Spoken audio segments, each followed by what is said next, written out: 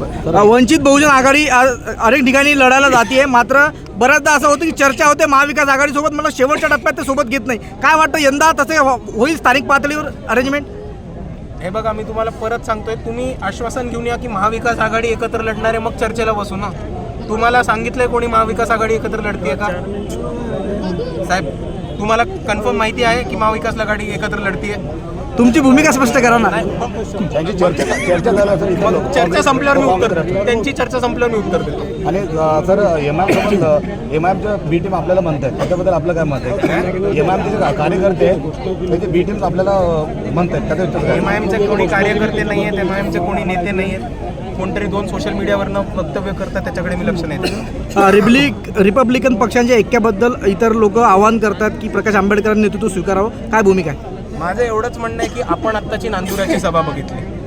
नांदुरा हे तालुक्याचं ठिकाण आहे बुलढाणा जिल्ह्यामध्ये. इकडे जितकी मोठी सभा वंचित बहुजन आघाडीची झाली, बाळासाहेब आंबेडकर उपस्थित नसताना, तितकी तरी या 5 पक्षांची मुंबईमध्ये आझाद मैदानला झाली का सभा? नाही. तर मग मी या 5 पक्षांना म्हणतो की तुम्ही बाळासाहेब आंबेडकरांचं नेतृत्व स्वीकारा आणि तुमचे पक्ष वंचितमध्ये विलीन करा.